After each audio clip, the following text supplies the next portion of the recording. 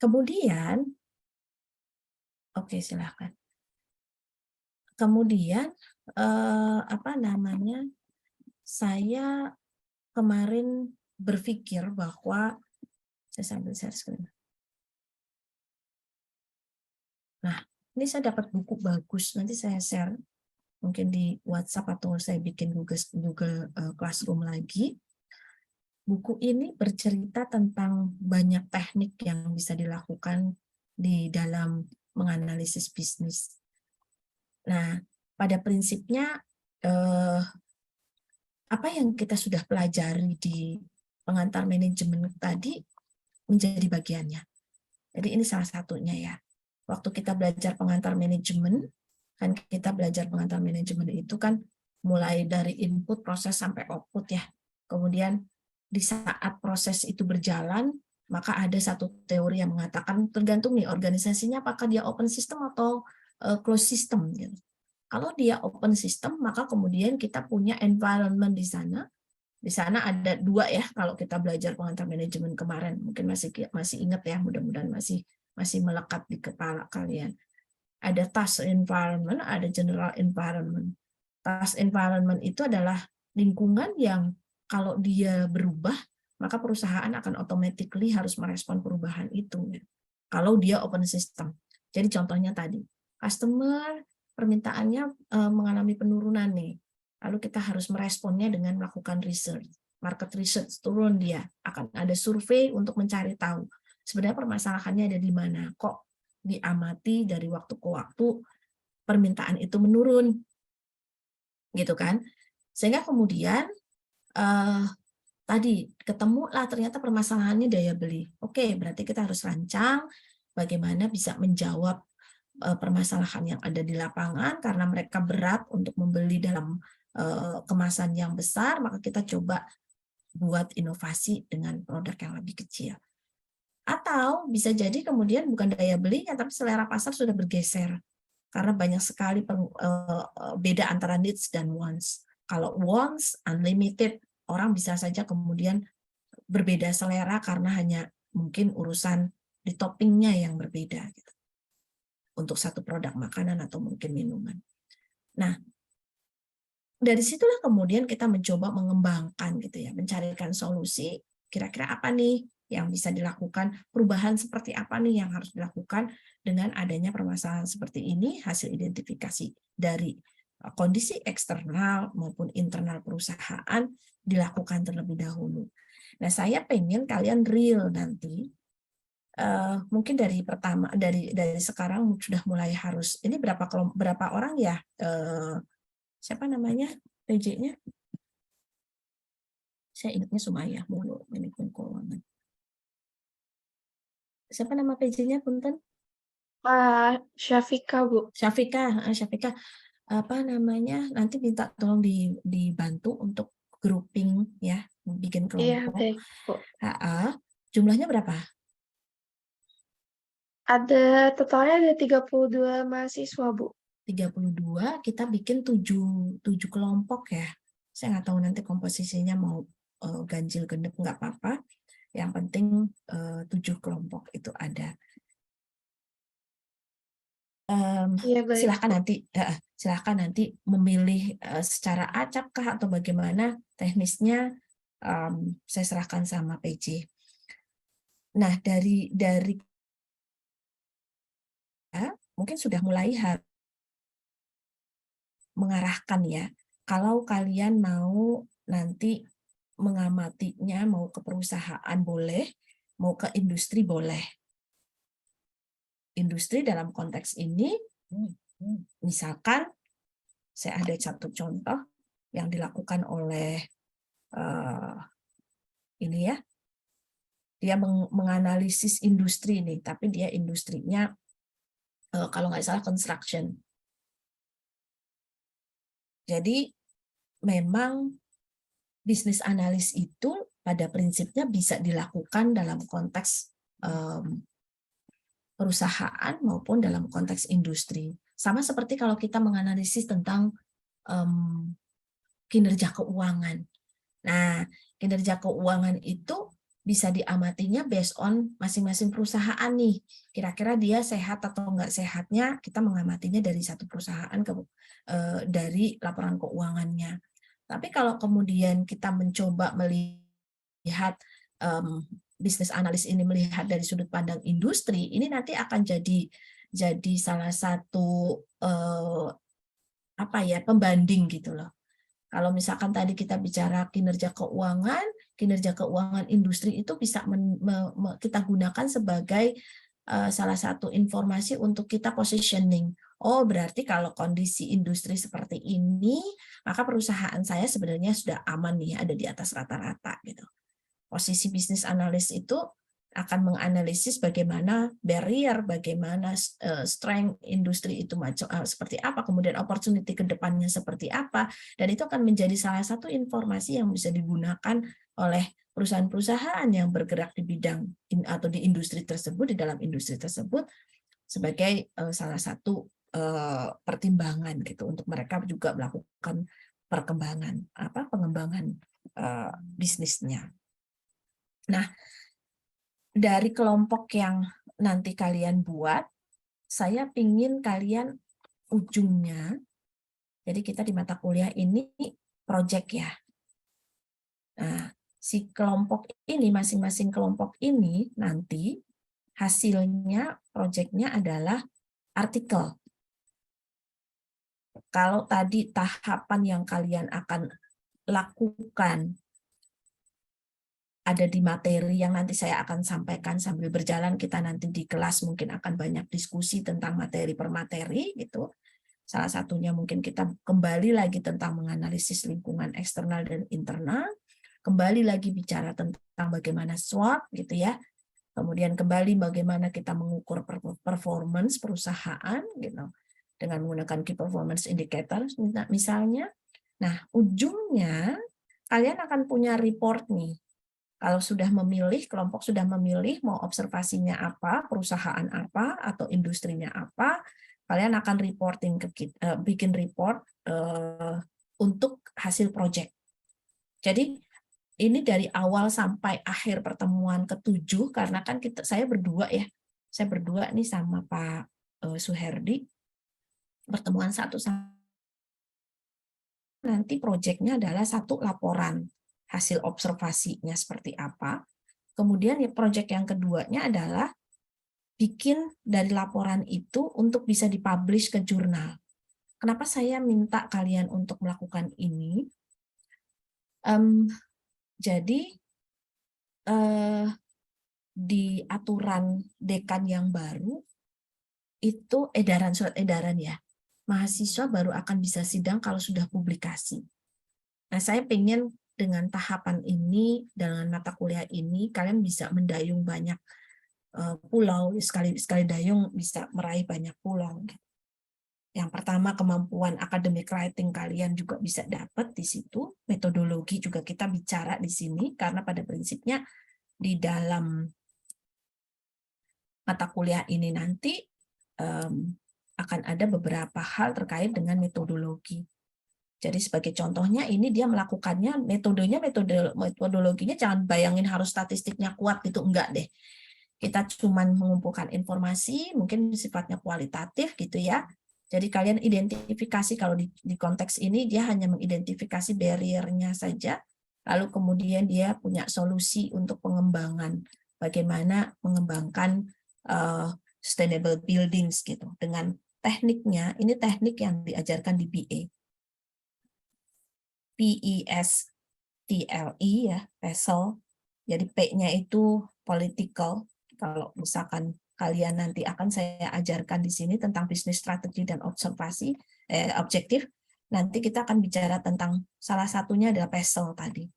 Bagaimana political, economical, lalu kemudian social, cultural, kemudian L-nya itu legal, E-nya environment gitu. Nah, PESTLE inilah yang kemudian kalian analisis nih.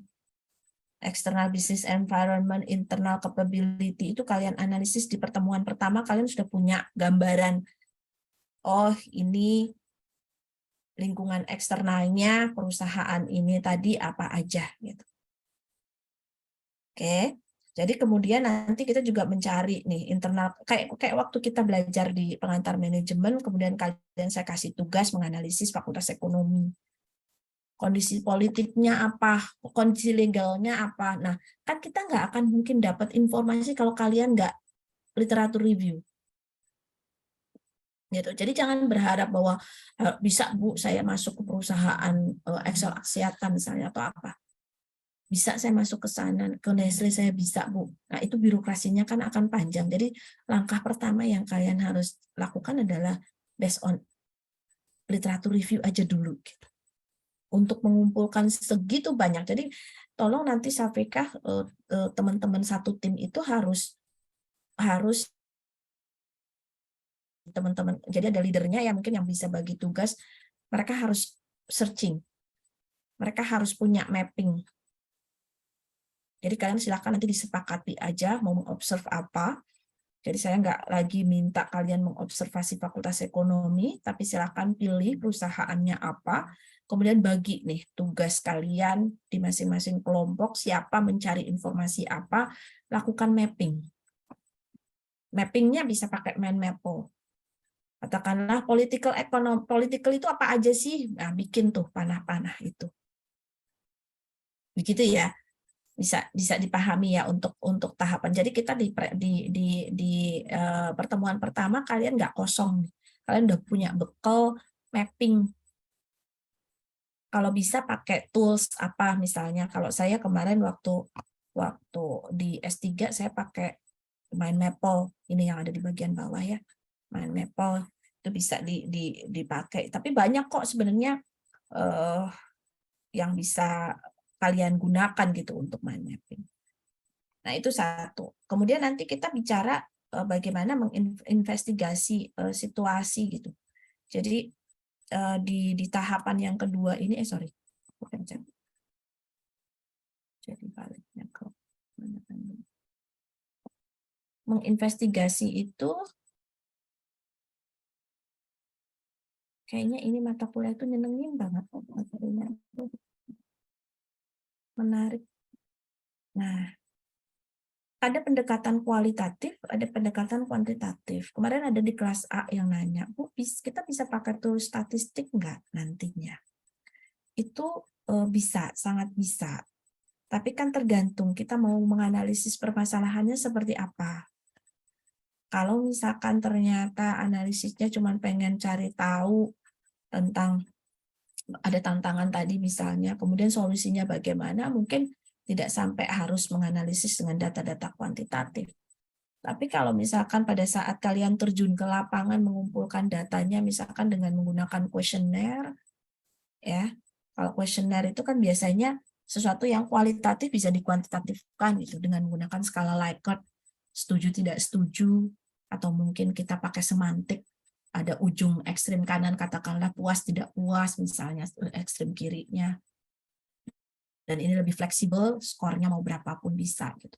Nah kita akan belajar juga tentang itu agar nanti informasi sebenarnya kita mencoba untuk ini bagian dari metodologi bagaimana kita mengumpulkan informasi untuk bisa nanti mengembangkan kira-kira solusi apa yang bisa diambil untuk menjawab permasalahan yang dihadapi oleh perusahaan tadi. Oke, sampai di sini ada pertanyaan dulu nggak? Nanti saya kebablasan ngomong terus. Ada kegambar ya, terbayang ya, punya gambaran kira-kira kita ke depan tuh mau ngapain gitu. Jadi alur yang selama ini kita pelajari di dalam manajemen, di pengantar manajemen, ada input, proses, dan output. Nanti kita akan coba terapkan dengan cara banyak ke psikomotoriknya, kalian melakukan observasi, lalu kemudian kalian mendapatkan data dan menganalisis data tadi. Nah, kemudian kalau di dalam pembahasan yang pertama ini, bisnis strategi ini sebenarnya kita banyak berhubungan dengan external environment yang sifatnya mungkin umum tadi, Bila dia dinamis, dia berubah, tidak langsung mempengaruhi ke perusahaan. Nah, sekarang kita mencoba mengidentifikasi yang lingkungan tugasnya nih di bawah. Jadi kalau di lingkungan tugas itu salah satunya misalnya customer berubah seleranya, maka kita harus segera merespon. Kalau enggak, mungkin kita nggak bisa sustain. Nah, jadi bagian ini kita melakukan stakeholder analysis. Nanti setiap materi yang ada di sini tentunya ada luarannya ya. Kalau tadi misalkan bahasan pertama kalian luarannya adalah mapping, bahasan yang kedua mungkin alat ukur yang akan kalian gunakan, misalkan dengan kuesioner berarti kalian udah punya draft instrumennya. Kalau kalian mau wawancara berarti kalian sudah punya panduan wawancaranya. Gitu. Jadi bagaimana kemudian informasi ini dikumpulkan nantinya. Kemudian yang berikutnya stakeholder identification dan sebagainya, ini juga bagian dari kita mungkin bisa dalam bentuk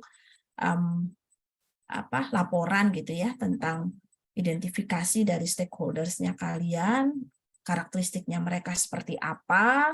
Misalkan kalau dari sisi usia ada kelompok-kelompok usia yang dilayani misalnya, itu harus tergambarkan nih di sini.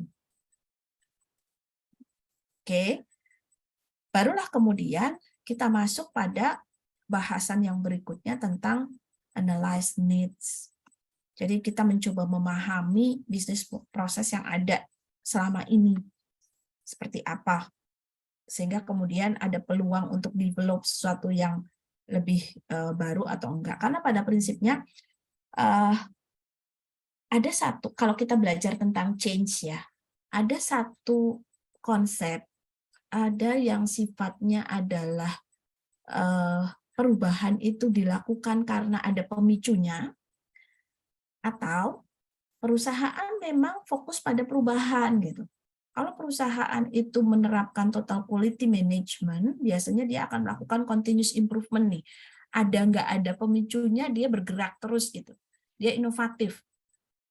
Nah, maka bisnis analis ini bisa saja bekerja karena ada permasalahan yang tiba-tiba muncul karena ada pemicunya, atau justru bisnis analis itu bekerja tuntutan mereka karena mereka selalu kaizen, karena mereka selalu melakukan continuous improvement gitu.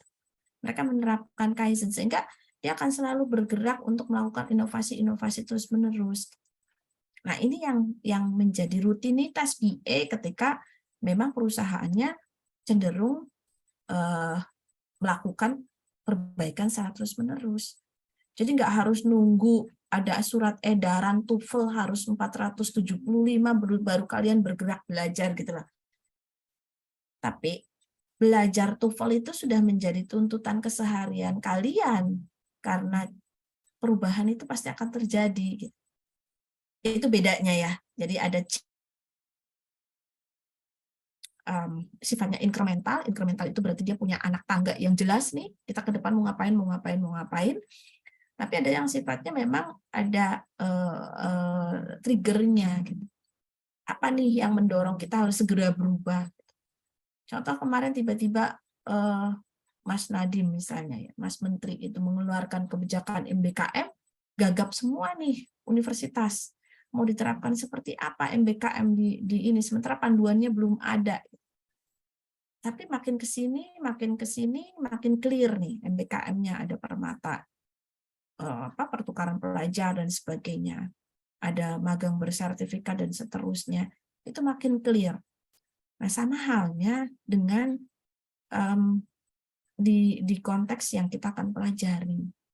Jadi kita akan mencoba untuk merancang bagaimana kemudian solusi itu akan dibangun gitu. Dan saya pikir ini bisa terjadi pada semua institusi. Silakan mungkin kalian bisa memilih mau yang diamati itu siapa gitu ya.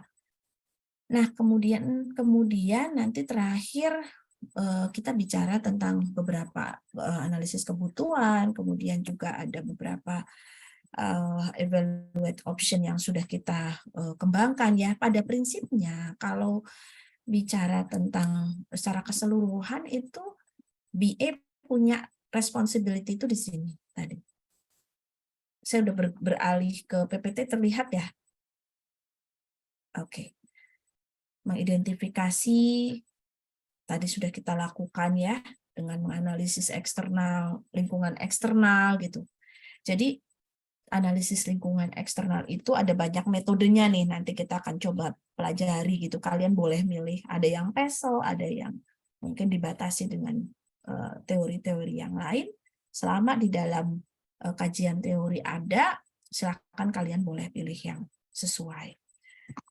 Kemudian defining tactics that will enable organization to achieve its strategy. Ini juga bagian dari kita menganalisis bagaimana sih sebenarnya yang sudah dilakukan saat ini, kemudian implementasinya. Nah, dari situ kita mencoba redefining untuk kemudian mungkin ada satu atau dua hal baru yang bisa kita terapkan. Jadi kalau kita bicara bisnis analis, memang dia harus menguasai betul nih analisis strategi ya, kemudian implementasi dan bagaimana dia mengukur performance-nya. Kemarin ada pertanyaan bagus gitu, pada prinsipnya kita bertanggung jawab nggak sih Bu terhadap capaian kinerja ketika kita mengimplementasikan itu gitu. Misalnya ya kita mengembangkan sesuatu hal yang baru gitu kan, terus ini efektif atau enggaknya gitu. Jadi kalau kita belajar tentang change, perubahan, itu kan tidak serta-merta dilakukan langsung diubah kayak ngebalik ke telapak tangan, enggak gitu. Ada teori yang menjelaskan bahwa perubahan itu harus bertahap. Prosesnya bertahap, bukan ininya ya. Ada setiap kita mau mengubah sesuatu itu ada tahapannya. Ada unfreezing, change, lalu kemudian refreezing. Unfreezing itu proses pencairan kembali. Artinya apa? Dalam konteks ini tuh kayak misalkan waktu kita akan melakukan perubahan absensi ya, absensi dari yang sifatnya fisik waktu itu pakai tanda tangan ke digital. Nah, kita akan mencoba mensosialisasikan dulu. Jadi ada tahapan unfreezing itu kita mencoba melakukan membangun kesadaran orang bahwa perubahan ini perlu loh. Perubahan ini penting untuk dilakukan. Kenapa demikian gitu? Karena hal-hal seperti ini. Jadi ada edukasi di sana. Kemudian kita coba, itu ada proses uji cobanya dulu di unfreezing gitu.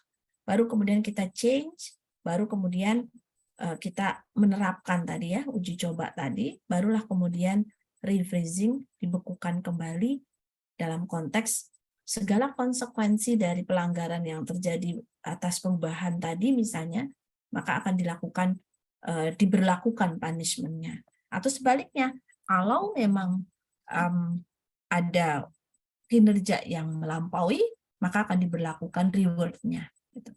Jadi di awal pada proses unfreezing, mungkin kita belum ada pemberlakuan punishment maupun reward. Tapi begitu sudah masuk pada proses refreezing, maka kemudian konsekuensi-konsekuensi atas tindakan-tindakan yang tidak sesuai akan dijalankan. Tapi sebaliknya ketika tindakannya melampaui, juga itu akan diberikan reward gitu. Jadi dalam konteks ini teman-teman nih nanti akan banyak belajar gitu ya bagaimana menggunakan konseptual skill, juga bagaimana bekerja dalam tim yang pada prinsipnya kita akan mencoba menganalisis gitu satu kondisi yang real di lapangan terjadi untuk kemudian kita akan kembangkan dalam bentuk laporan gitu tentang bagaimana bisnis analisis pada kasus itu. Gitu. Oke, mungkin ada pertanyaan dulu, silakan terkait dengan materi atau barangkali juga terkait dengan tugas tadi.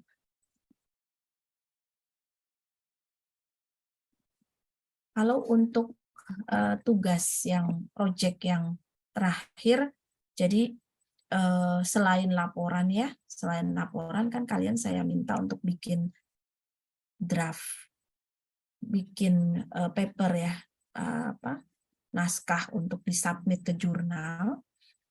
Nah, nanti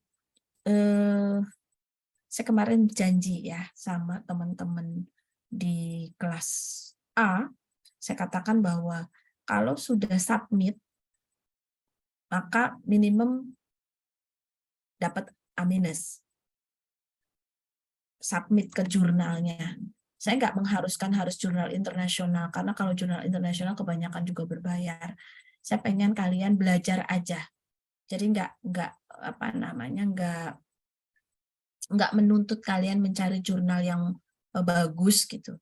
Tapi setidaknya kalian dari situ belajar bagaimana sih sebenarnya submit ke jurnal. Jadi kalau di kita di Indonesia itu jurnal terakreditasi banyak, tapi pun itu juga bisa kalian dikenakan biaya gitu ya. Kita di Fakultas Ekonomi punya jurnal juga, punya jurnal namanya. Contoh nih, misalnya kalian masuk ke DBMK ya.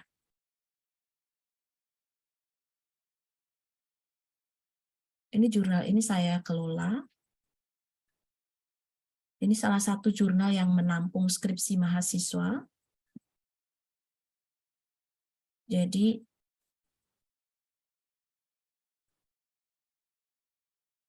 oke, kalian bisa salah satunya nanti bisa ini ke sini gitu.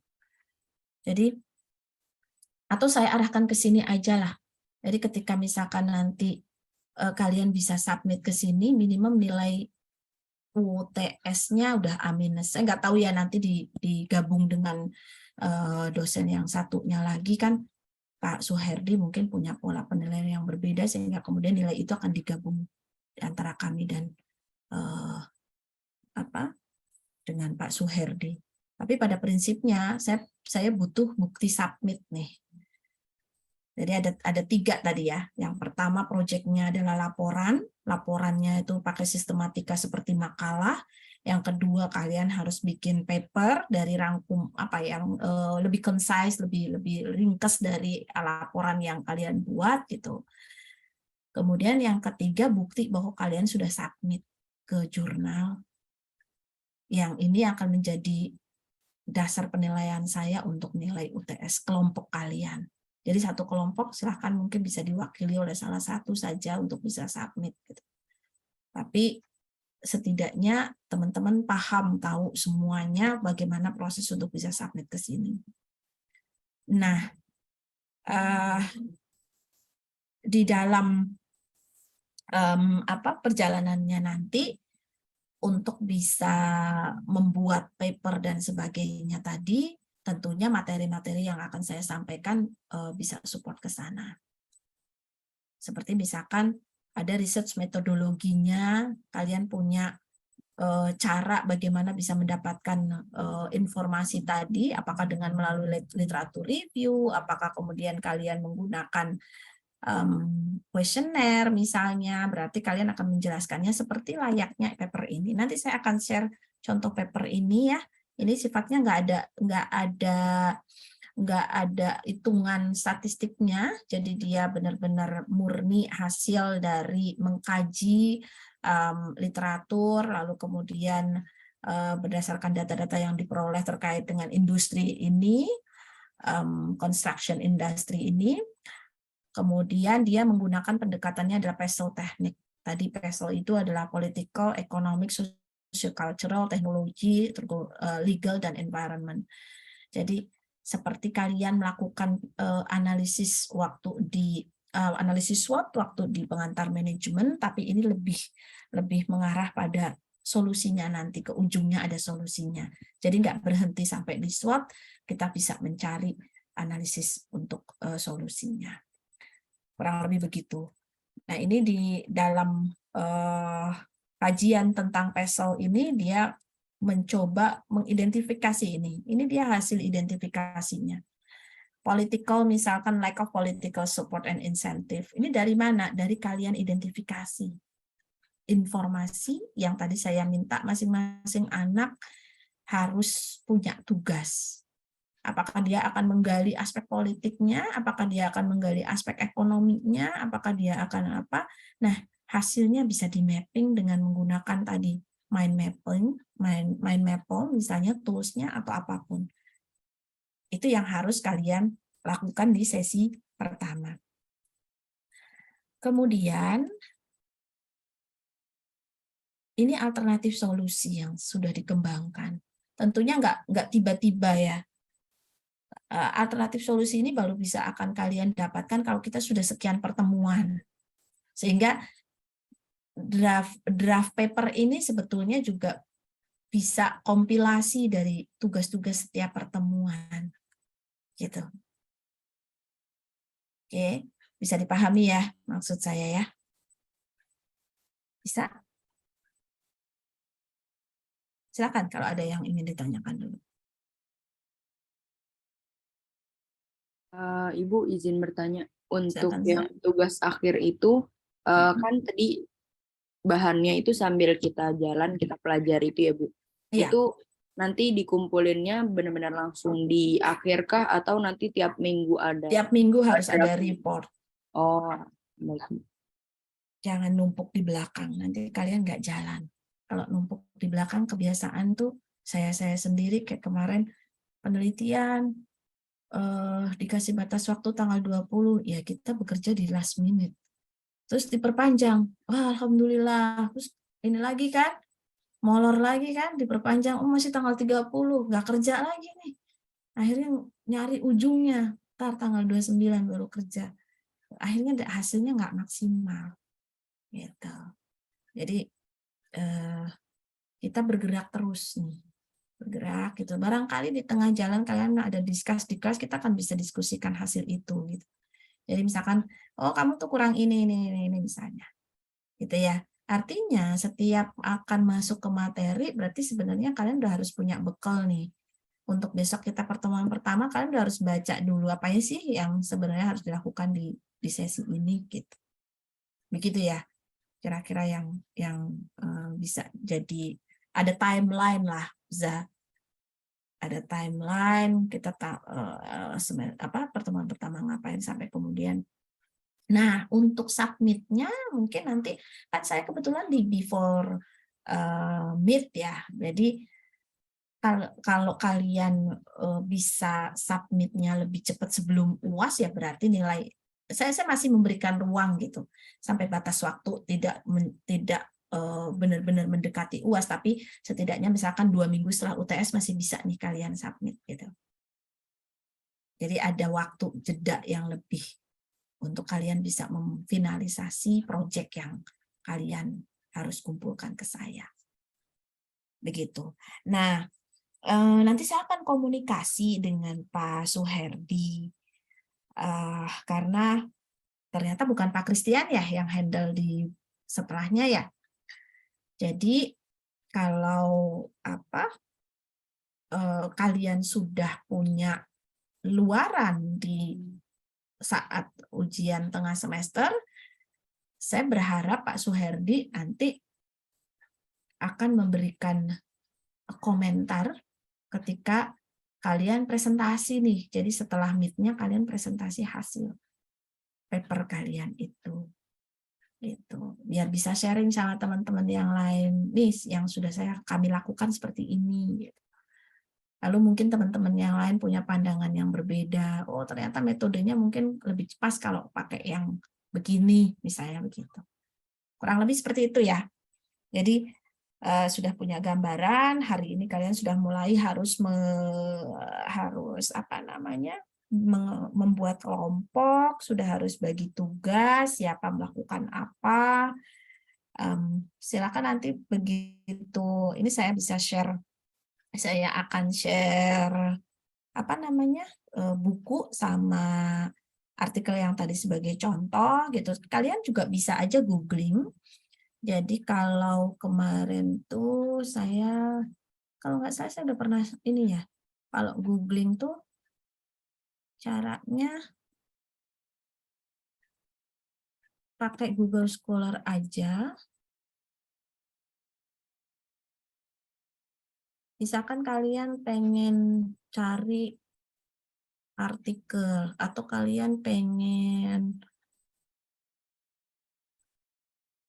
cari sesuatu ya, katakanlah misalnya legal condition, mana?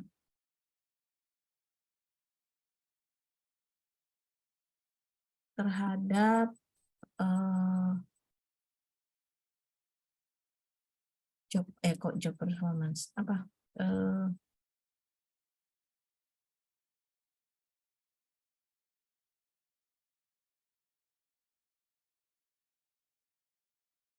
Ada nggak sih pengaruhnya legal condition itu apa aja gitu?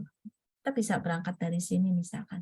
Jadi pakai tanda pagar kalau kalian mau menghubungkan konstruk satu dengan konstruk yang lain.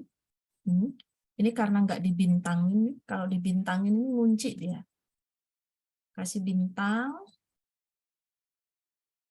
nanti yang keluar legal condition. Kalau tadi kan condition gitu kan. Kalau sudah, mana nih kok nggak jalan internetnya? Oh berarti nggak ada artikel seperti itu. Atau misalnya kalian pengen cari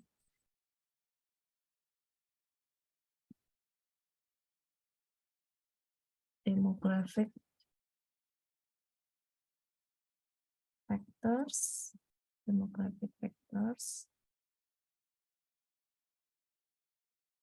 ke sales. Nah, ini demografiknya keluar, tapi yang dengan sales nggak ada. Ada nih satu. Jadi itu cara ya, cara untuk literatur review, cara untuk kalian menggali informasi dari riset-riset terdahulu. Nah, kemarin saya nyari informasi tentang apa sih sebenarnya riset-riset tentang bisnis analysis. Pakai bintang. Ini yang keluar nanti dua kata ini nempel gitu loh kalau dibintangin. Tapi kalau kalian nggak pakai bintang, nanti bisnis juga keluar, analisis juga keluar. Itu teknik aja untuk mempermudah pencarian. Ya. Nah, ini banyak nih kasus-kasus yang mungkin bisa kalian lihat dari sini gitu untuk memberikan inspirasi kalian mesti ngapain, kira-kira nanti mappingnya kayak mana, bisa aja searching dulu, silahkan gitu ya, monggo pakai caranya siapa, nah itu kan nanti bisa jadi bahan untuk kalian literatur review, kemudian kalian bisa amati, tiru, modifikasi ATM. Oh ternyata kayaknya kalau di Indonesia ini bisa nih diterapkan seperti ini, sementara perusahaan Indonesia yang A itu nggak ada nih yang melakukan ini, gitu. Jadi bisa dengan cara seperti itu untuk kita melakukan amati, tiru, dan modifikasi gitu. Kadang kan pengembangan produk itu kan juga biasanya suka mirip-mirip ya di perusahaan gitu. Nah, mereka bisnis analis itu melakukan identifikasinya dengan apa sih yang sudah dilakukan oleh industri yang sama di tempat yang berbeda, mungkin di negara A, di negara B, di negara C misalnya. Itu mereka kumpulkan tuh informasi-informasi itu gitu. Jadi seperti itu kurang lebih. Oke, ada pertanyaan lagi? Silahkan.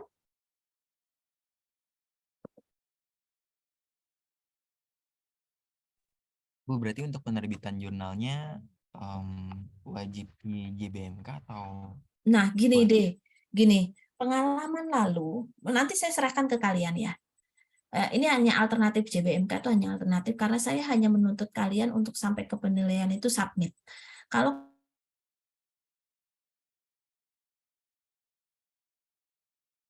dari saya A, kalau bisa sampai publish. Nah, pengalaman lalu teman-teman yang dikasih project untuk submit ke jurnal itu begitu dikasih review, dikasih ini sama pihak pengelola jurnalnya, ini kelompok udah nggak solid lagi, udah nggak ada yang mau perbaikan gitu deh.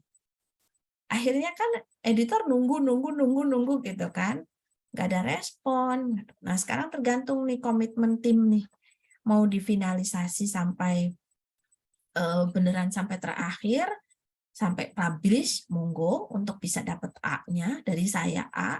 Jadi setiap kelompok yang bisa publish berarti nama mahasiswa yang ada di kelompok itu dari saya dapat A UTS-nya. Gitu deh. Silahkan kalau memang ada jurnal di luar yang oke, satu lagi. Masukkan nama saya ya sebagai kita sama-sama dapat ini nanti. Masukkan di dalam satu ininya tuh nama dosen. Tapi di bawah aja nama kalian tuh paling atas. Nah, kalau di jurnal lain, hati-hati ya. Kalian harus belajar mempelajari jurnal itu dia berbayar apa enggak. Jadi kalau takutnya nanti kalian berbayar terbebani gitu, cari yang dia free. Kalau mau yang jangan Sinta dulu. Kalau memang kalian targetnya mau publish, yang biasa aja, jangan yang Sinta gitu.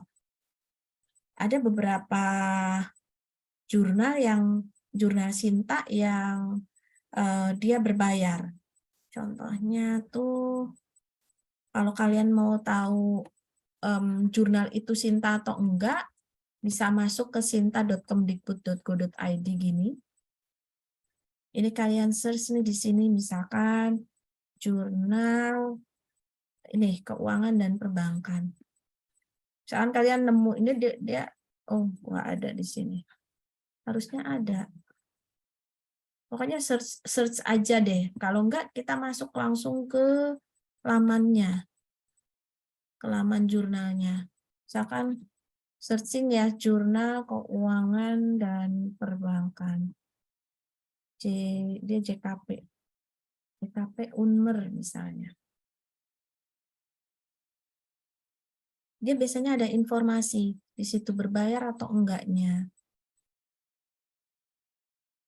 Kalau kalian masuk ke sini, ini dia akan pasang nih. Ini di sini ada sertifikat akreditasinya, berarti dia akreditasi. Nah, kalau sudah terakreditasi Sinta, biasanya dia berbayar. Ini kalau kalian masuk di sini, dicari aja ya author guideline. Ada nih, susah. Nih, misalnya, biasanya suka muncul di situ, bayar berapa gitu.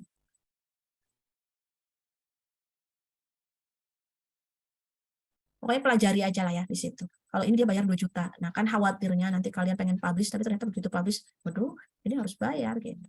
Jadi cari dulu informasi itu secara lengkap, dia berbayar atau enggak, baru deh submit. Kalau tidak pengen di JBMK. Karena JBMK juga jadi tampungan untuk skripsi, dan teman-teman yang mau sidang pasti akan kami dahulukan gitu. Kalau yang tugas-tugas dosen masuk ke situ, biasanya nanti kita prioritasnya belakang gitu. Jadi begitu ya deh. Oke Bu, makasih. Kalau misalkan mau cari nama-nama jurnal, kayaknya Pak masuk ke Garuda bisa deh. Garuda ini, Garuda Kemdikbud. Nama-nama jurnalnya apa aja sih yang ada gitu. Tapi biasanya yang masuk di Garuda itu cenderungnya sudah akreditasi. Oke, begitu kurang lebih. Oh, ini sudah masuk ke artikel lah. Kalian lebih pintar lah kalau untuk urusan mencari informasi dari dengan menggunakan teknologi lah ya, pasti bisa. Ada lagi pertanyaan?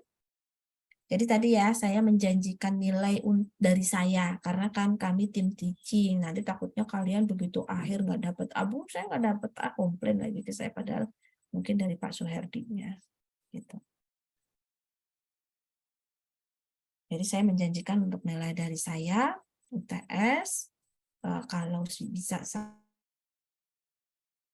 sampai apply. Kalau submit saja A-, kalau publish A. Dan banyak sekali jurnal-jurnal ini yang free gitu ya. Cuman biasanya kalau free kalian mau beneran publish butuh waktu yang cukup lama. Oke. Ada lagi pertanyaan? Mungkin untuk pertemuan hari ini saya belum masuk ke materi, nanti setelah ini saya akan share buku dan sebagainya. Kita ketemu lagi nanti saya pengen luring ya, lupa kan tadi siapa PJ-nya. Nanti minta ditolong dibantu ini. Syafikah ya? Iya, Bu. Minggu depan insya Allah luring, kan kita ketemunya Jumat kan, kebetulan visitasi magister akuntansi itu baru ada di hari Senin, Selasa, Rabu. Iya, Senin besok tanggal berapa? 6 kan ya? Iya, betul. Iya, Bu. 6. Berarti Jumatnya saya udah bebas dari visitasi akreditasi, jadi udah agak tenang, kita bisa luring Syafikah, nanti diingetin aja saya. Ya, silakan Oke, baik, Bu. dilanjutkan dengan kalian ketemu bikin kelompok, lalu kemudian bagi tugas, lalu kemudian mulai mapping-mapping, ngumpulin informasinya. Satu hal yang perlu kalian tahu bahwa jangan nunggu deadline.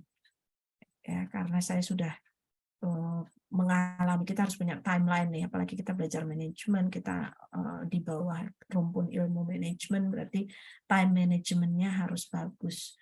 Dan ketika kita dituntun dengan timeline, biasanya kita kan digerakkan mengarah ke sana nih, bisa selesai gitu. Oke, itu aja. Saya yakin kalian bisa tepat waktu dan akan konsisten menjalani proses ini dengan baik dan untuk hasil yang terbaik juga. Terima kasih untuk kehadirannya hari ini. Mohon maaf kalau ada kurang-kurangnya dari saya, salah kata yang mungkin tidak berkenan. Assalamualaikum warahmatullahi wabarakatuh. Waalaikumsalam. Waalaikumsalam. Terima kasih, Bu. Waalaikumsalam. Terima Terima kasih, kasih, Bu. Bu. Oke, Saya Syafikah. dokumentasiin dulu ya, Bu. Ya, Iya, Mangga. Bu. Syafikah dibantu Faza ya? Iya, Bu. Oke. Itu kemarin sudah ada link absensi harian? Sudah ada, Bu. Sudah dapat. Kamu udah gabung di grup PJ belum? Sudah. Sudah.